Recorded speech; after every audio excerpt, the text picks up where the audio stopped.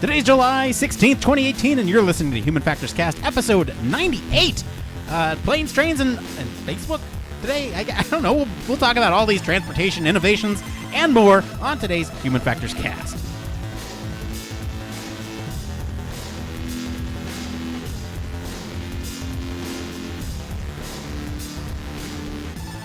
Welcome to Human Factors Cast, your weekly podcast for all things human factors, psychology, and design.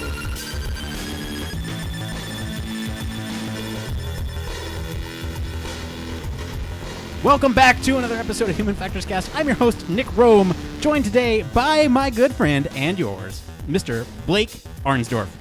Nick, it's so good to be here. Another day, another Monday in the studio. A few hiccups. We're okay. Everything's situation normal. We're all fine here. Thanks. How are you? I am doing well, my man. So good. You and I have been talking about one thing for half the day, and that is new laptops. Yes, new laptops. Yes, so Nick reminded me about my laptop and how much I love it, but there's some problems that I've got with it. What's the problem? Man, I cannot stand when things don't give you feedback when they correctly should. So for anybody that uses, caps lock or nums lock or anything that you need feedback from your laptop for, my laptop does not do that.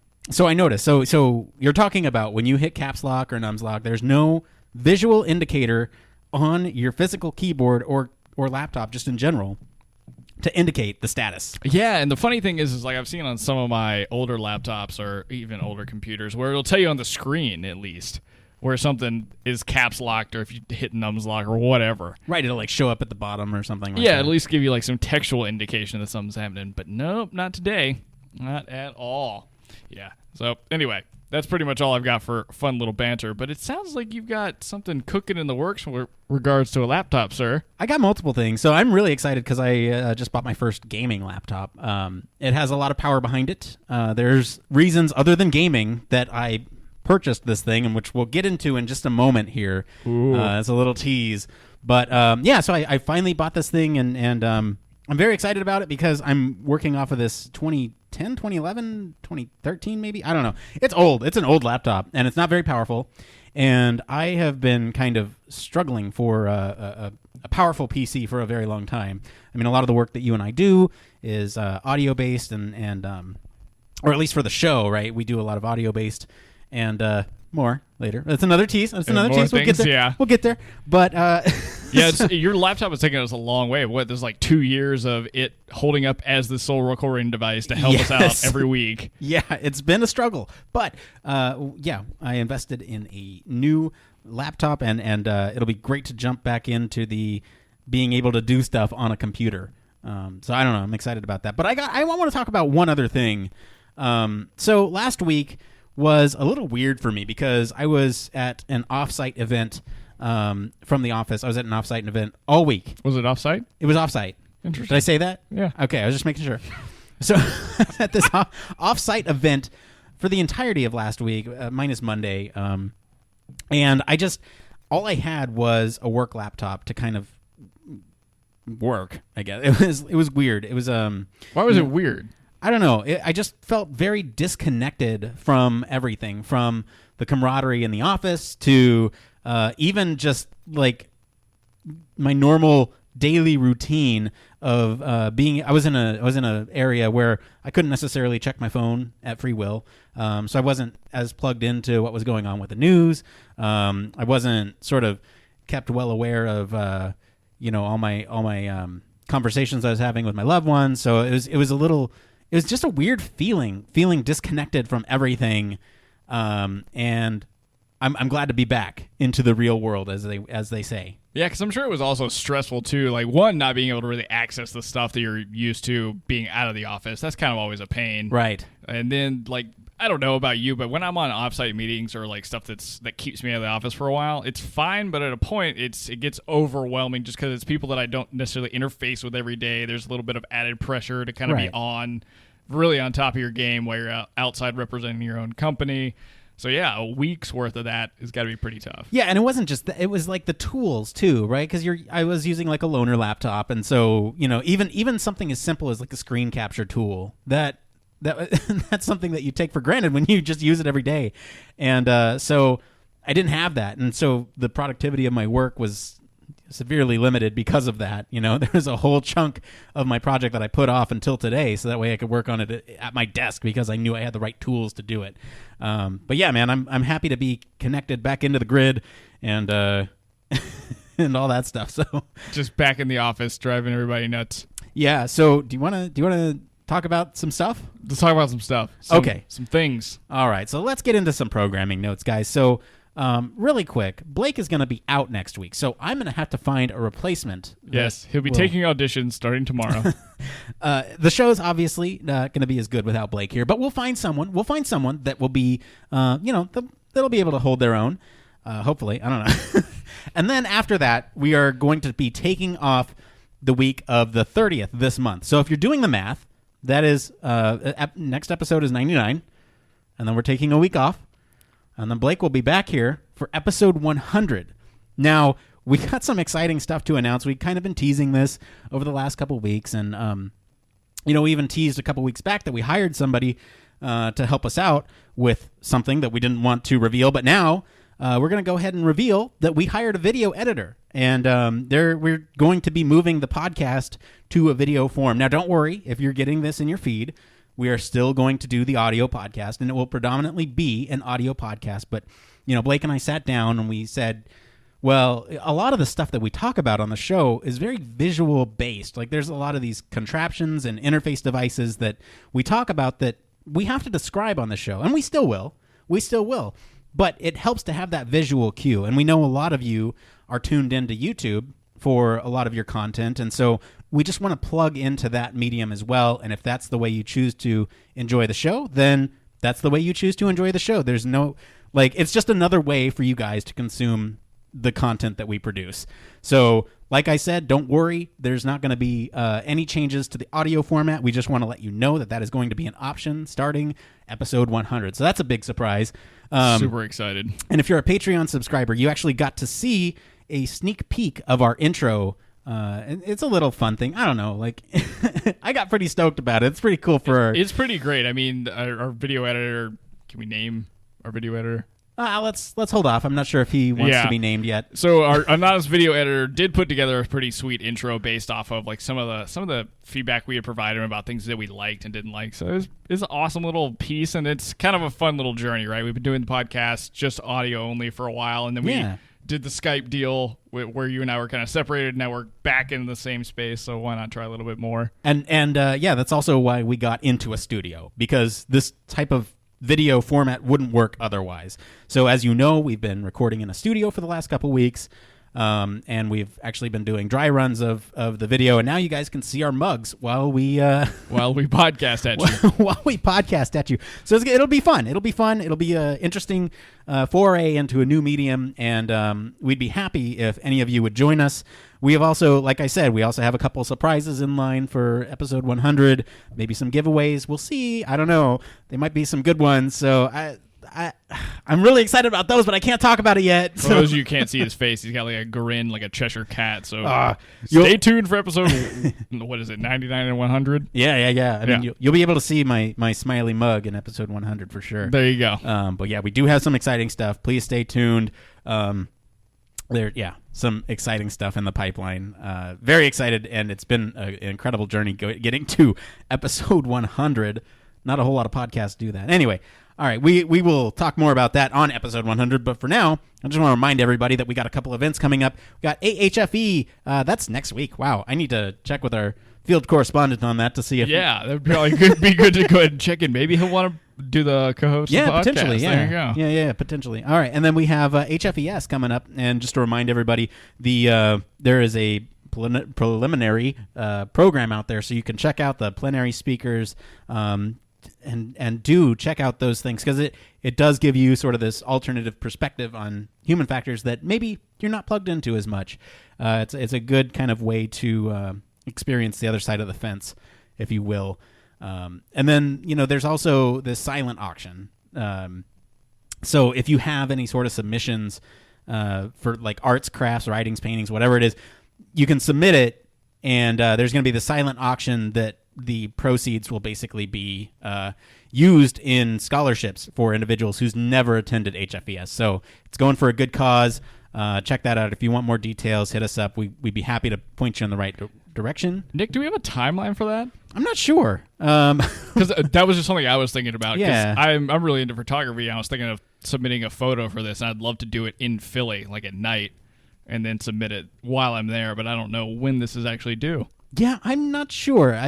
We got heads up from HFES officials on this one, so I'm not sure. Maybe we can always find out and like let anybody know in Slack or tweet it out on our social media, that kind of stuff. Absolutely. Here, I'm pulling it up here on the silent auction on the HFES website. But and I'll look that up here in a second. And also, we have HFES Australia 2018. That's in Perth, and that's in November 26 through 28. Let me see here if I can.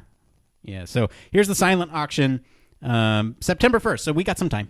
Nice. All right. So all the way to September 1st, you can submit your entries for the silent auction. Yes. So it sounds like you still got some time. It looks like you want to contact Valerie Rice. So very good. All right. Yep. Her email is on the website for this. I will post that in the show notes so everyone has access to it. As well as posted in our Slack channel. So be sure to check out those places, those locations for this link. There we go. It's in there. All right. So that's really all the programmatic stuff. You know what time it is, Blake? Well, I think we got one more event to pitch. Do we? Yes. So HFES Australia 2018. Did you now? I did pitch that. I didn't hear it, but that's anyway, okay. That's okay. fine. Even when we're in the same office, Blake, you don't know, you don't hear what I'm saying. Listening, no. You just talk, and you don't understand what I'm saying. You just want to hear the sound of your own voice. Okay. Yes, I love it. All right, well, it's that time again for us to get all about human factors news. This is the part of the show where we break down all the stories coming out of the field of human factors. This could be anything from medical, transportation, psychology, whatever it is. It's fair game as long as it relates to the field of human factors. Blake, what do we got up first this week? All right, so you may be able to take suborbital space tours from Italy within a couple of years after Virgin Galactic inked an agreement with two of the country's largest aerospace companies. Included in the deal are outlined plans for a spaceport to be constructed in the south of Italy. And besides providing a launch facility to take wealthy folks on a once-in-a-lifetime trip to the edge of space, the spaceport will also be used by customers such as the Italian Space Agency as a science platform for high-frequency space research. So, Nick, this is pretty incredible. This might be one of the first real spaceports in Europe that's going to be having people traveling for fun. I'm excited. Sign me up. You and me both, if only I could afford the price tag or whatever it is going to be. Oh, I saw millions was the... Oh, shoot. I did see an estimate of how much this would actually cost. So maybe at the very end of my life, I can just toss that in there. $1 million space ride. Your life-saving. I mean, if you die in the space ride, then it's all worth it, yeah, right? It is all worth it. Just shoot me out into space. Because then it's the end of your life. You're good. Yeah. But what does this mean for tourism? Because that's the real question that I want to get at, right? Because as this technology becomes more and more accessible and more efficient, right, the price will come down. I don't know if it'll ever get to airplane costs, right? That seems a little unlikely to me because of the sheer amount of resources required to break Earth's atmosphere, but to get into orbit. But I feel like this could do a lot for tourism, and I feel that also this kind of paves the way for the early stages of space exploration for the everyday person. Yeah, and it's an interesting take here because I think what I read in the article anyway is this is more of let's breach the Earth's surface so we can have a look down from space. Right. Not so much like I'm going to the moon or I'm going to Mars. Right. That takes years and years to even do. So it's kind of cool, and I agree with you. I think over time we're going to see it come down to be, I don't know what reasonable is going to mean at that point, but in a way that more people could definitely afford to do it for sure. I mean, the one thing I'm curious about, and maybe you can answer this for me, is what is there to look at? So you get up there, it's just a flat, a flat thing that you're looking at. Just a flat Earth? Is that what it is? You see the flat Earth, you see the corner of it where the water's coming down. I'm feeling feisty tonight. I don't know. This is a bad joke. Yeah, I see that. So we are definitely believers in flat Earth over here. But totally. No, I mean, that's kind of a good question, right? I mean, at the end of the day, it's giving you a telescopic view of what you can never really see except for through the internet now. Right. And you're going through all the throes of being in like that low gravity kind of format, and also experiencing what it's like to fly in a spaceship, which at the same time is kind of scary for me because we've had so many safety problems over the decades that we've been doing space exploration. Sure. And even like that's why you've got Virgin, who's a little bit behind, you might say, because in 2014 they had that big issue where they actually lost a pilot due to a failed testing. Oh, that's right. So Yes. it's nice to see that they are like taking their time in terms of trying to put safety first for everybody. They're putting into these aircraft, whether it's pilots or it's their actual potential passengers. But I think the bigger part of the article that I like the most for now, because I like the idea of eventually being able to travel into space if you can potentially afford it later on. But the fact that they're already like lining up partners to bring in to make sure that this is not just a wealthy space trip, but it's being used for science as well. Right. Yeah, that's the exciting part to me too. Is this opens up a lot of avenues for space tourism, but the science behind it is really exciting because more data coming in. We understand more about what it takes and to get up there, but also we get more data collection about the Earth. Yeah.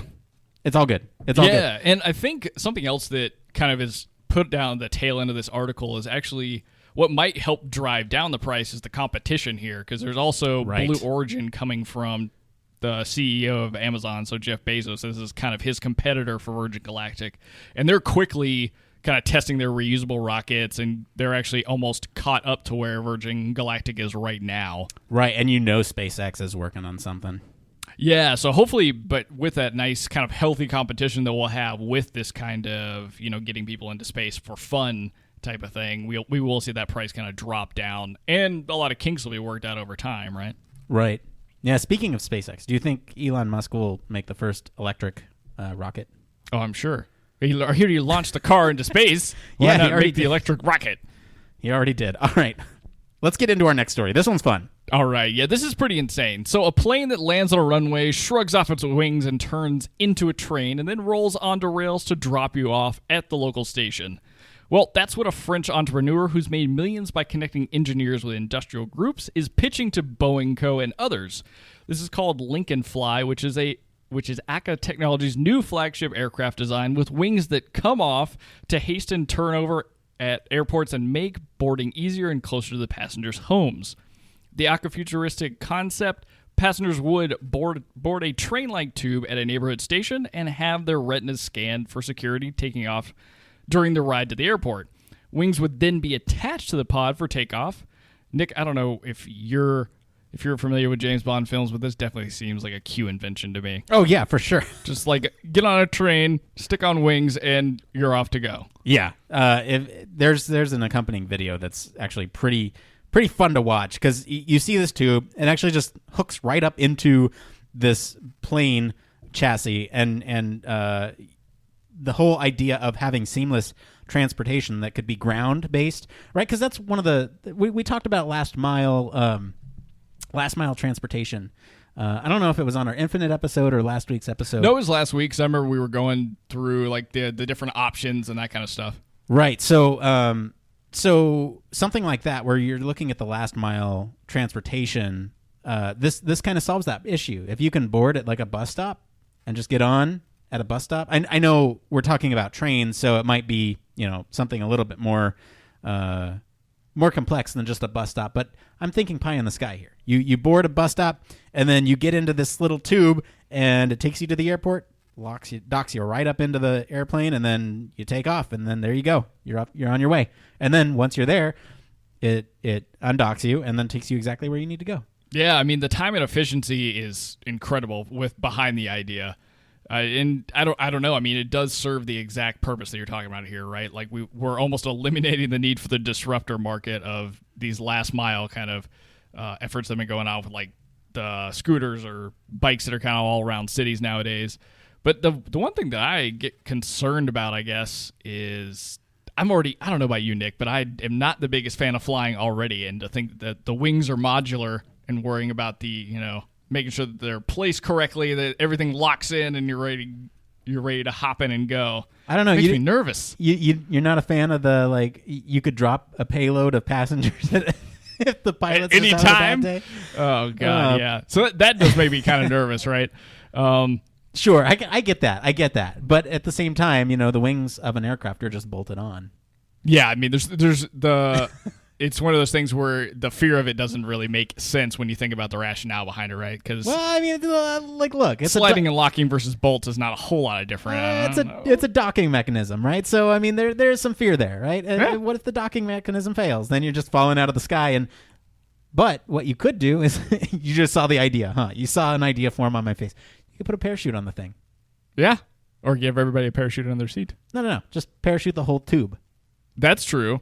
Yeah, you could just have it float all the way down. That might even be a fun end of the ride. Yeah. Well, I mean, yeah, and then Till the wings hit since something. it's a tube, it would float, presumably, or Yeah, land on I mean, a it house looked or something. aerodynamic in the 3D kind of rendering they have of it. Yeah. See, this would be one of the fun things we'd show on video. I'm That glad is we can very talk true. about that. The one thing that I thought was a good idea, and it kind of plays in a little bit. It plays into the facial recognition story we talked about last week.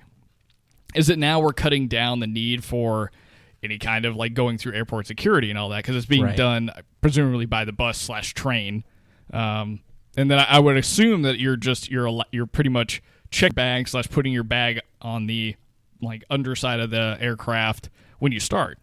So then you've kind of changed the entire process and made it really simple. I mean, it's really just streamlining. Like we talked about, even that story from the biometric scanning in the airports, right? They're trying to streamline the experience, and I feel like if you combine that with something like this, you're streamlining it to the nth degree because you no longer have to go through that process at multiple pain points.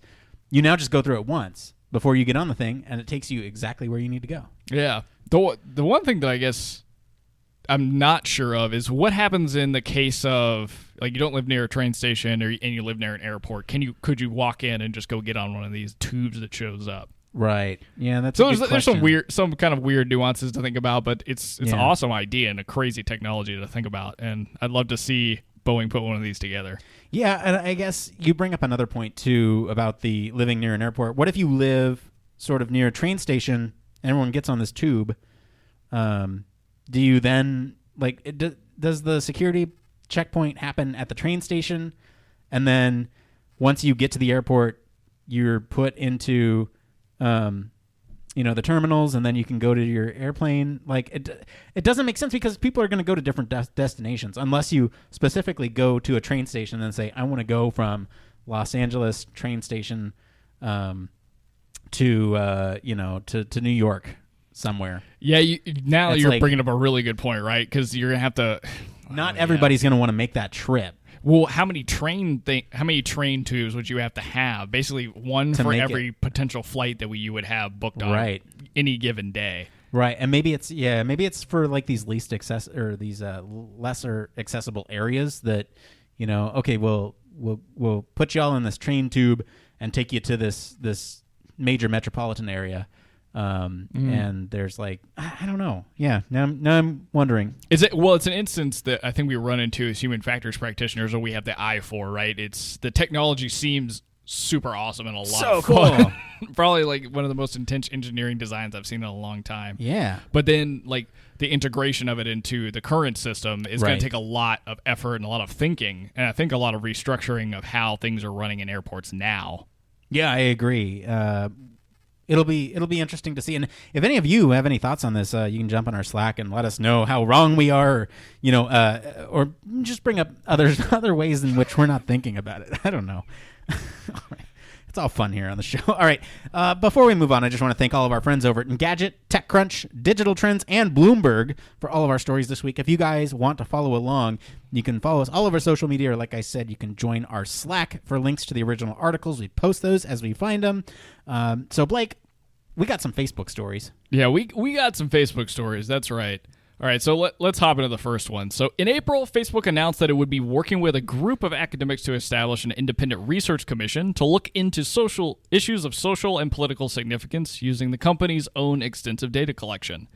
That commission just came out of stealth. It's called the Social Science One, and its first project will have researchers analyzing about a petabyte's worth of data, of sharing data and metadata itself. The way the commission works is basically that a group of academics is created and given full access to the processes and data sets that Facebook could potentially provide. They identify and help design interesting sets based on their experience as researchers themselves, and then document them publicly. So what this might look like, for instance, is a set of data that's imaginary in this case, maybe described as about 10 million status updates during the week of the Brexit vote, and such associating metadata, and then developing a research question from there. All right, Nick. We had a little bit of banter before the show about this. Yeah. How does this, like, at a first glance, make you feel? Okay. I'm of two minds on this, right? Yeah. Okay, first off, publicly available data is always good in my mind. Second off, I feel like you're going to make a really strong point about something to do with this. Why don't you go? I can see you bursting at the seams. Why don't you go ahead and say it? No, it's kind of funny because I feel the same way. I think the publicly available data set and trying to understand what's going on from a social and political perspective, especially here in the United States, seems like a really important point that Facebook has made. Right. At the same time, it's Facebook who's putting this together, and I'm a little concerned about the continued collection of and what they're doing. And how extensive is the data that they're collecting? What does that mean when we start handing it out to other, even scientists or researchers? Right. And what's the implication for the people who the data is collected from?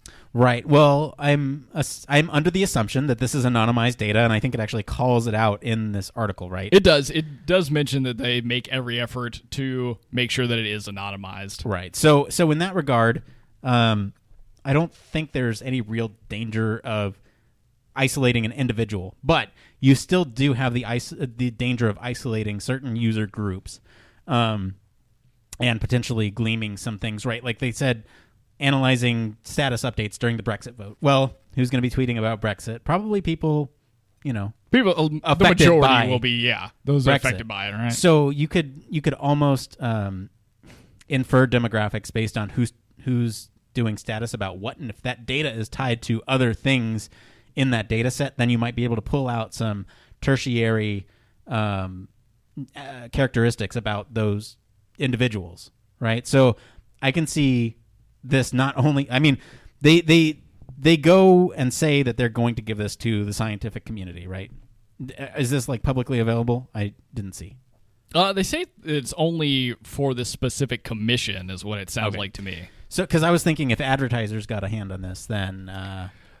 All right, so that's another like tier of what I'm really worried about here. Right. Is where is this data going? And I know it says that this is an independent commission or independent research commission they've put together or helped put together. But what's the data feeding into? I mean, are we really just getting information about like social psychology questions or what's going on in the political climate?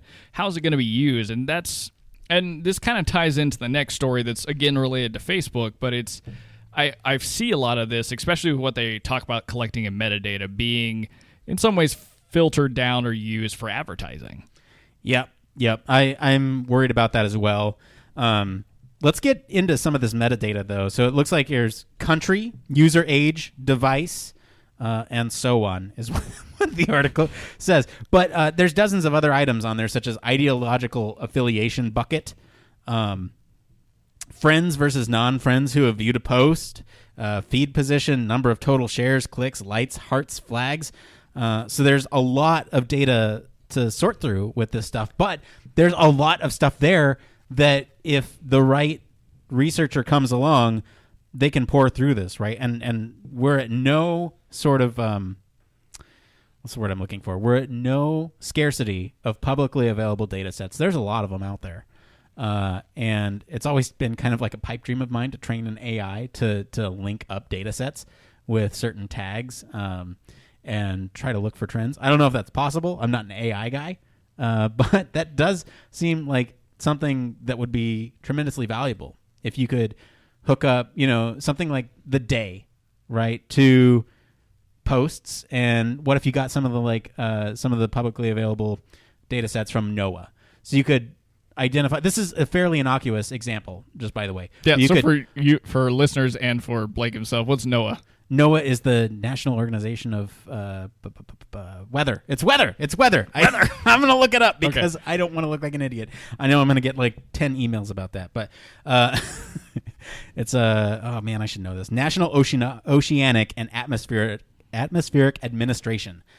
So there's publicly available data sets from NOAA, and now with this Facebook thing, if you link up day to status, and like I said, this is fairly innocuous, you can see that on a hot day, people tweet or people make statuses. This is Facebook, not Twitter. People make statuses about it being hot, and Sure. Potentially, there's more angry faces because it agitates people when it's hot. I don't know. That's true. That's one example of hooking up these two data sets. But yeah, this pipe dream is to hook up many data sets and start to get that data to emerge. I don't know. It's kind of funny because maybe it's just having a little bit of experience in marketing and whatnot, but when I even hear that kind of simple example, right, my first kind of idea when it comes to Facebook is, okay, it's going to use targeted ads that are going to be selling you things that are related to either summer or it being hot. Sure. So in a lot of the stuff that they even mention in metadata, that's what it felt like to me is, okay, we're getting hits on what this kind of content is doing per like user population, ideological affiliation, and it's kind of figuring out how you can target specific groups of people.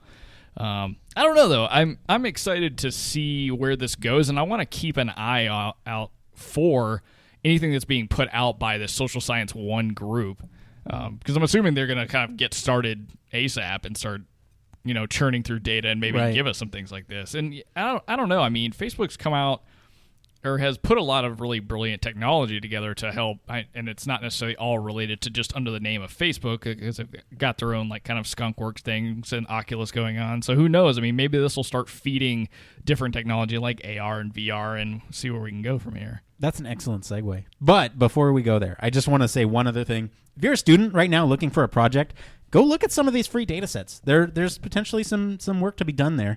You can pull out. Sure. All the work's already done. You just got to find out how that data was collected and report on that. But then you can report the findings yourself as long as it's not been reported by anyone else. Yeah, and you can even do like Nick was talking about. For anybody on video, that's what you would have seen. You get hit in the face with a mic. But even what Nick was talking about, you can start to see how you could even put all this stuff together across data sets, and I think that's a fun project. Oh, so good. All right, you mentioned AR and VR. Let's get into this next one. Yep, all right. So this year at F8, the developer conference put on by Facebook, they announced that it's working with businesses to use AR to show off products in Messenger. So now a similar experience will start appearing in the news feed with a select group of advertisers testing out some of these AR ads. These ads look like normal in-feed ads at first, but they include a tap-to-try option, which opens the AR capabilities. And of course, if you like the way that it looks in AR, you can go ahead and buy the product. In addition, they've announced that a new video creation kit will be released, which will allow the advertisers to incorporate existing images into templates for mobile video ads. In other words, they're making it super easy to create ads and target you. The Minority Report is here. It is. But leave it to Facebook to like bring kind of AR to the next dimension that you'll see in your everyday life for people that use Facebook. Right. Yes. Yeah. So I don't know. This technology is interesting because okay, so over the weekend, my partner used the Amazon one that we talked about 6 months ago, maybe a year ago. Fashion one? No. The one where you can see the got hit in the face with the mic again. Wow. The one where you can see the products in your home. And they've been really pushing this for Prime Day this year. Oh, yeah. Where you can actually see the products in your home. So she was looking at a rug and, she like mapped it up. Oh, that's awesome. Yeah, it was. How did it come out? I mean, I didn't see it. She used it. So oh, yeah. You didn't even see her using it? No, well, I saw her using it, but I didn't see what the thing was. Sure. I meant to look. But, of course, other things got in the way. But, yeah, so, I mean, this technology is being widely available. This is, to me, almost taking it to another level where you are taking products and showing what you would look like with these products. And that takes it to a next level for a variety of reasons because there's the level of being able to overlay it in your home. But now you're overlaying it on your face, and you can actually see what you look like. And there's the potential for some of this augmented technology to augment the way you look better. if that makes sense. Oh, I see what you're saying. But because like, okay, if you augment an environment, it's hard to change certain aspects of that environment to make it look better in your house. But there are certain characteristics of the human face, of the human body that are, well researched and more appealing to certain individuals, right? So if you're within a target demographic and they know that target demographic, they can set the algorithm to be more attractive when you're wearing their product. Interesting. I don't know. This is just my brain going to the like immediately worst thing that you can possibly do with this technology, and it's like a Black Mirror episode gone right, wrong. I don't know. It's like a Black Mirror, somewhere in between. It's like a Black Mirror episode, right? Where this technology, but then also sort of the more malicious intent behind it is kind of what I'm worried about here. I'll be curious to try it. Yeah, I think you bring up a really cool point, though, that it's not necessarily cool, but I was thinking that it was similar to what Amazon might be doing, right? Like if there's some, in your case, you were talking about a rug, same kind of deal, okay? Like I click from this newsfeed ad, if I'm on my phone, I'm assuming you would have to be? Yeah, with a forward-facing camera or something, yeah. Okay, so then it would just like project it in your house, and you can be like, yeah, okay, I'll buy it from here, or from Instagram, because they've talked about doing the same thing on Instagram. Which made a lot of sense to me, but when you start talking about the face and like the camera looking at you and projecting, maybe it's cosmetics or sunglasses, glasses or whatever it might be, some new beard oil, it made me wonder down the same nefarious route that you were kind of going down, but except for would they be able to augment aspects of your face to put you in that demographic of making your face look better than it really does, and then market products to you. Here's the thing, man. So when you post pictures on social media, you're posting your best self.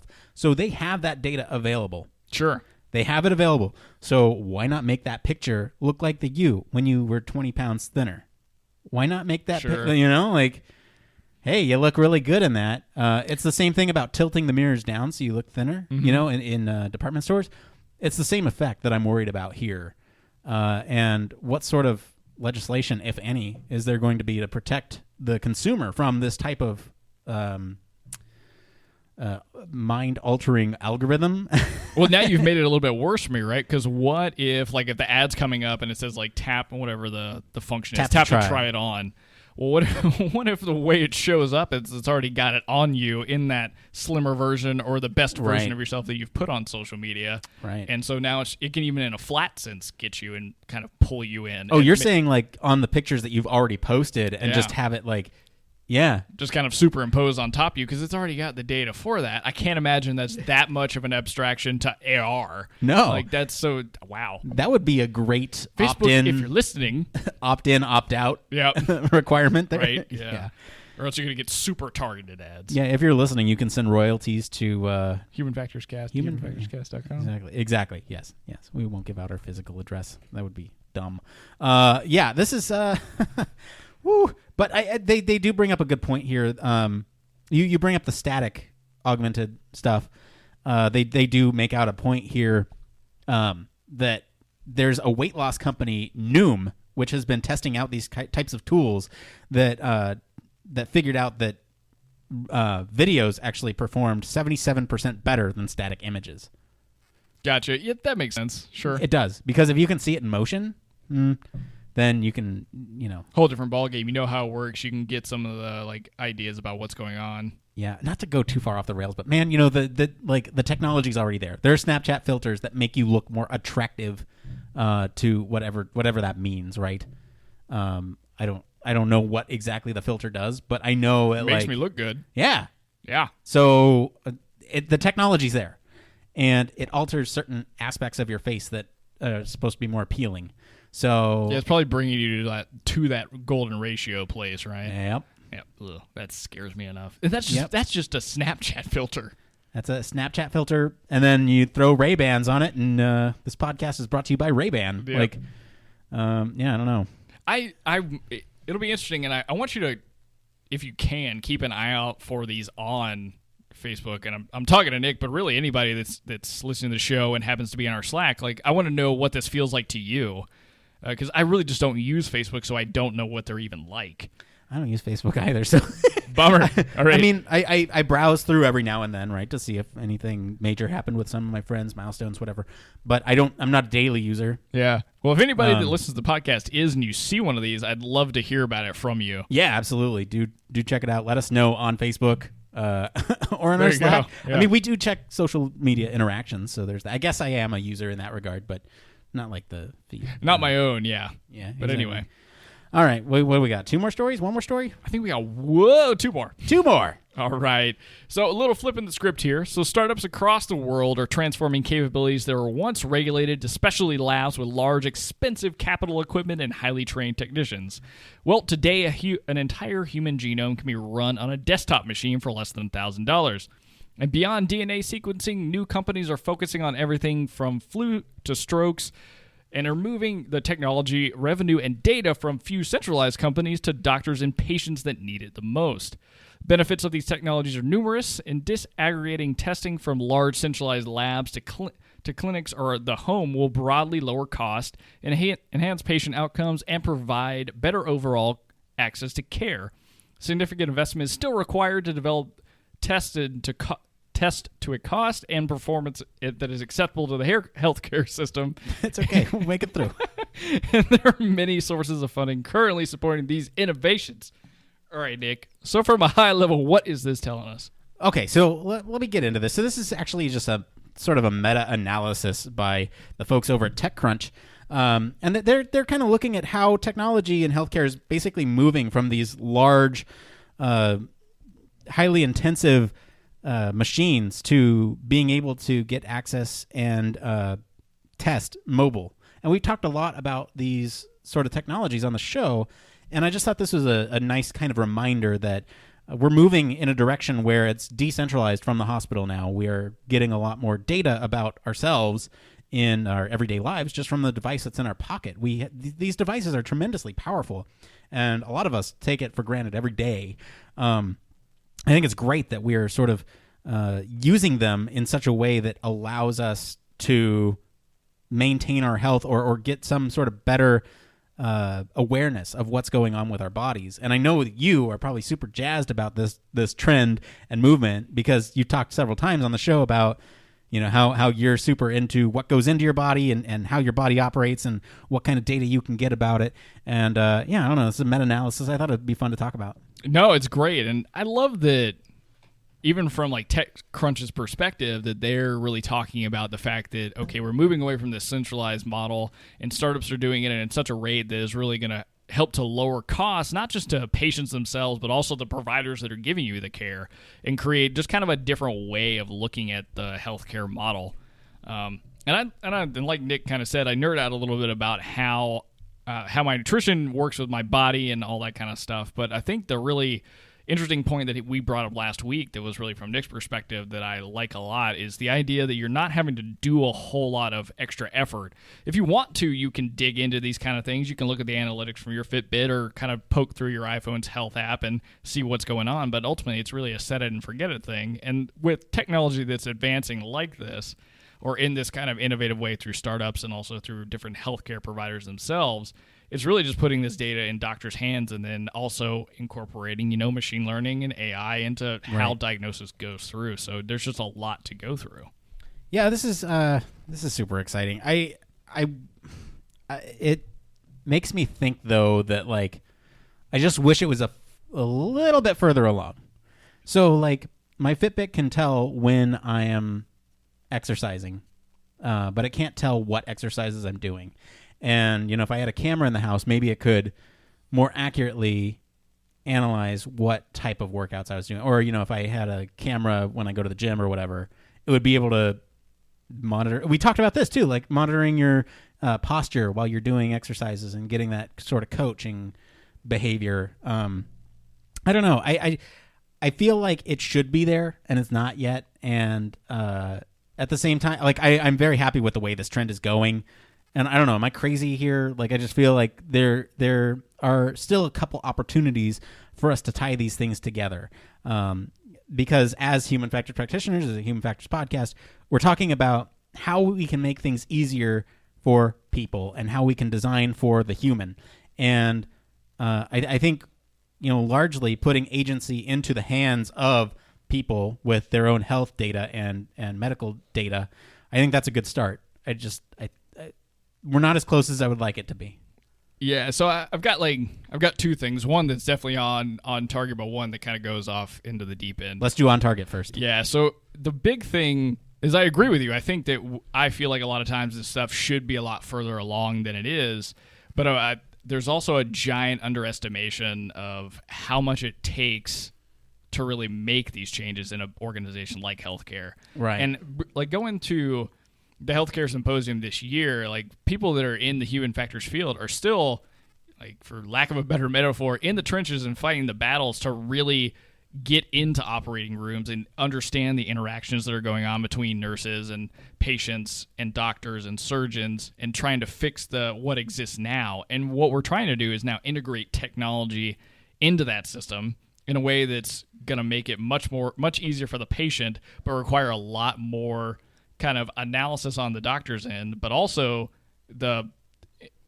trying to introduce it in a way that does not like introduce a bunch of fear for doctors, right?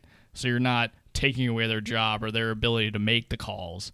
So I think there's I think that's why we see such a gap. And also too, like a lot of these startups that start, like they can only get so far without needing one of these bigger companies to help them or buy them out so they can continue developing a technology. Yeah, you bring up a good point with the inertia of an organization being hard to maneuver. And hopefully that changes. Hopefully this whole disruption of the way that we get data and sort of utilize the data on a mobile platform rather than having it centralized in a medical facility, I think hopefully that will transform the way that industry thinks about healthcare and providing users feedback and prescriptions and everything else health related. You said you had 2 points. Was that that was the on target one? Yeah, that was the more on target one. What's the off target one? So here's the off target version of that. This is gonna, I promise this comes full circle for it. But think about something, and Nick, you and I've talked a little bit about this on the show. But think about the ketogenic diet, right? Sure. And this is just quick overview. This is basically replacing carbohydrate intake with fat to use as a fuel source. That over years and years of time, decades of time, maybe even hundreds of years, has been gone up and down in the scientific community. And there's been a lot of fighting about it in the past, 5 years when it's come back into the zeitgeist and a lot more people are using it. Right. That doctors don't think there's efficacy to it.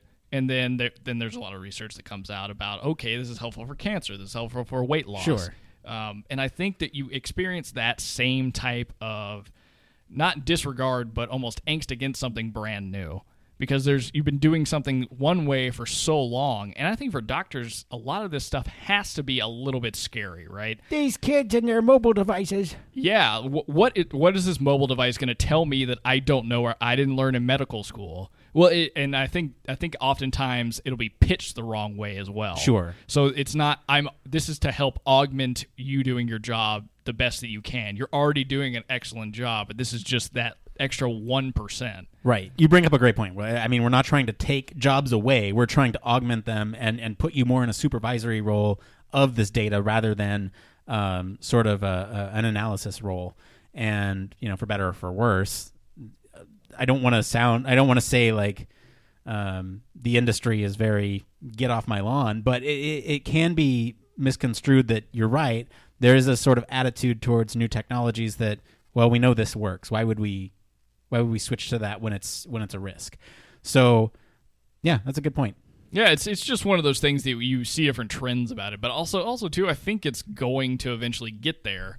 Because like I said, I think last week when we did this, I mean, I've already gotten, I know this seems peripherally related, but I think it's a big leap. I've already gotten like a card from my healthcare provider saying like, hey, you can call this doctor at any time and you have 24-hour access to them. That's great. Via like video phone. Just by the way, Blake, you just need a doctor that believes in the ketogenic diet because mine is totally on board with it and she's like, fine. Oh, yeah, yeah. It's for sure. I mean, if they believe in it, yes. But if they don't, okay. They're for some. I don't know. That's a whole other podcast. You need a doctor that's on your side, but also is willing to tell you the hard truths. Oh, for sure. Yeah. Yeah. What is it? Doctor, mechanic, and electrician? No. What is the third one? Lawyer. That's it. Yeah. Doctor, mechanic, lawyer. Those are the three that you need to trust. All right, you learned it here first on Human Factors. Okay. There you go. Life advice from Human Factors Cast. We got one more story, and speaking about, all this data on people. Yeah, so let's pull it all together with some more data on everybody. So it looks like Amazon and Walmart, which have been long battling it out in the retail arena, both want to keep a very close eye on their workers. So earlier this year, Amazon patented smart wristbands that it uses to make sure a warehouse worker's hands are always moving. Now its rival has patented an audio surveillance system, which can be used to listen to conversations between employees and customers at checkout. Now, before you freak out and think that Walmart has been listening to all the juicy gossip you've been dropping out of the checkup lines, know that it's still just a patent. And of course, the company has refused to confirm or deny whether it's planning to actually use the technology to spy on its workers. The audio surveillance system Walmart designed is composed of several sensors that can collect all kinds of audio data, including beeps and rustling of papers. Any data it gathers can be used to assess an employee's performance. For instance, the sounds items make when it's being placed inside of a bag can tell the company how different someone is at bagging purchases. Customers' voices can also indicate how long a line is and how quickly a cashier can get them through it. Oh, man. Nick, this is intense. This has a lot of implications across multiple different businesses. Wow, Blake, it's like you read my lips. This is literally that was exactly my line. There's a lot of implications for this. Wow. The human performance metrics are the things that I'm most interested in as a human factors practitioner. The security and privacy are also very important issues. And I think it's important to bring this up, but also bring up the conversation of you don't want to infringe on your employees' rights as humans, right? I think there are, if you anonymize the data, I think that's the safest bet. But how can you when, like, these are listening for sounds. So that's the good point. I mean, you already have cameras looking at you. This is just a sound device. So employees are already being monitored. This is just one more way to look at it. The thing that is kind of interesting to me is the fact that they're looking at all these performance metrics. And if they were smart, they wouldn't use this to punish their employees, but rather use it as a learning experience and sort through the data and say, look, these types of employees are bagging faster. Why is that? And how can we teach that method to other cashiers that may be struggling in this? What kind of training can we make that will help efficiency across all of our employees rather than, hey, John is not doing a good job on cashier, let's can him. That's the fear, right? Because Walmart does not have the most positive reputation for treating its employees well. Sure, yeah, that is very true, and I think everybody is aware of that. And it's often seen as like a starter job. No offense to any human factors practitioners that are working at Walmart or working with Walmart. I'm just saying that is the general public's perception of Walmart, and hence why this is still a patent. This is a patent, and this brings up a lot of good questions. Yeah, I don't even know how to really tackle this one because I've got so many ideas just kind of flowing through my head about it. I do like that they could potentially use this for good, like you've mentioned, right? So they're gathering all these kind of human performance metrics. And now they're using audio to do it, which means they had to come up with some really sophisticated audio surveillance equipment, and they have to know what the output's going to look like and how to interpret it to mean anything that's going to be useful for the company. Right. And that can, lead into, okay, we've got, during this time of the day, we've got like people that aren't good at bagging, or we have longer lines. How can we mitigate that? I think there's something else going on here, and I want you to tell me that I'm wrong, because I think I might be. I think I might be a little off base here, but I'm thinking that this is another way to try and monitor what's going on in their store from an employee perspective, to start having hard numbers and ways of justifying human performance versus automated performance. Oh, okay, I can see that. And so you're not off base at all. To help them try and figure out, like, okay, based off of all these things we're collecting at the store, because I'm assuming they're doing video, they're looking at the number crunchy type data that they have from like cashiers and all that stuff, and then adding in like another component of sound. What based off of what we're seeing, what's the slowest things that we can replace? Right. What processes would really like help from automation? And I'm not saying removing an employee, Right. but what can we do? What can we automate? Yeah, whether it's the checkout process entirely or if it's the bagging process, maybe just people are not as good as automation as at bagging things. Right. That's a good point. Question for you, Blake, and I know this is a little off the rails, but do you typically go through a cashier or do you do self-checkout? I do self-checkout. All the time? All the time. Every single time? Every single time. Well, okay. Unless you have like a lot of stuff. Yeah, unless I've got too much stuff that I don't feel like bagging or yeah. That's me too. Even when I go, I like bagging my own stuff because I cache it. I do like, here's the fridge, here's the freezer, here's the pantry, here's the bathroom, here's, so I cache it. So you kind of know where it all goes when you get home. Exactly. That so I makes can sense. just throw a bag here, throw a bag there, So that's me. And I'm wondering if, so the self-checkout tangent, that's interesting to me because they'll most definitely capture data on that, and that will be anonymized. That'll be completely anonymized. It'll be interesting to see if cashiers do a better or worse job than self-checkout, because I'm like super efficient when I do self-checkout because I know I can do it faster. Like no slight to cashiers. I was one once, but like I can do it faster. Yeah, and that's an interesting use case too, because there's a supervisory role when it comes to self-checkout. There's Right. that one person that has to like come around and fix the machine if it breaks. Yeah. And that might be a good way to test how that's going, how they're interacting with customers and what the customer is saying. Are they getting frustrated with the machine? Oh, dude, I get so mad when the person who's in the supervisory role doesn't I was sitting there. Okay, way off the rails. I know we're like almost out of time, but way off the rails.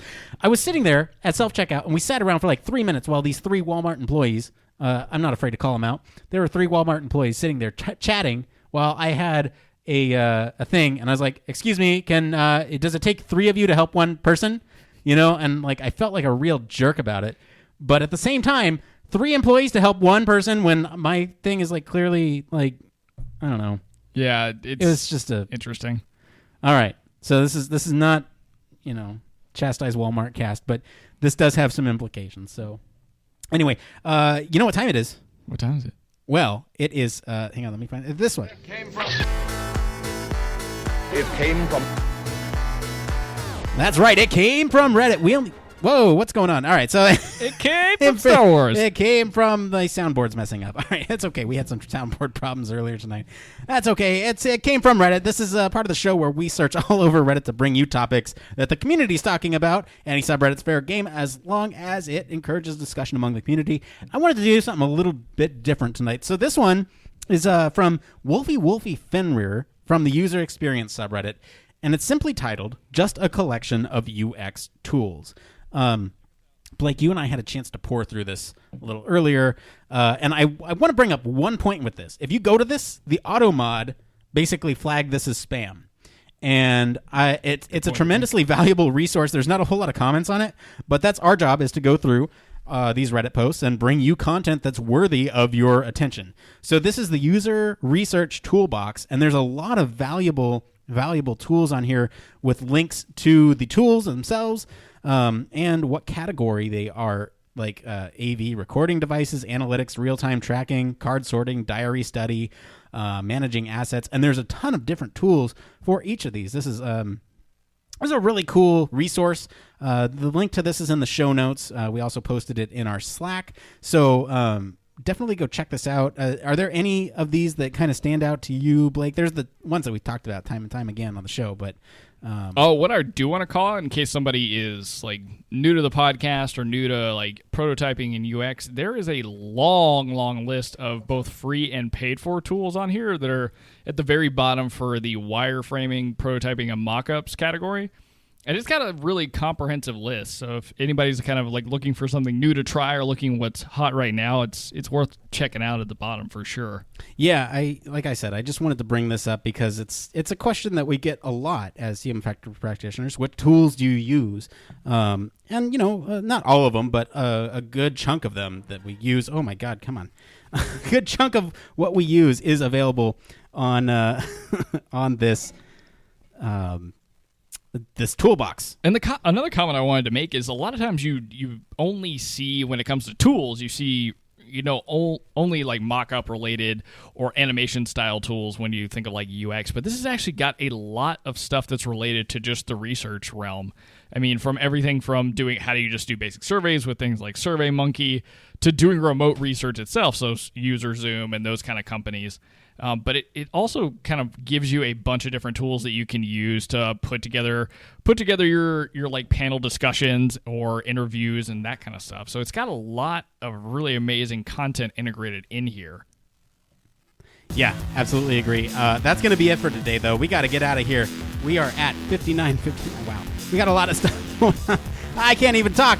It's done. We're done. We're done with Human Factors Cast today. It's okay though, because it doesn't have to start. It doesn't have to. Wow, this is the worst outro ever. I'm sorry, guys. If you're a Patreon supporter, stay tuned for the after show. For the rest of you, you can join our discussion in our Slack or follow us all over social media. We're on LinkedIn, Facebook, or Twitter at HFactors Podcast. Be sure to drop us a comment on our SoundCloud or send us an email at humanfactorscast@gmail.com. If you're feeling saucy, you can leave us a voicemail at 901-646-1432. That's 901-646-1HFC.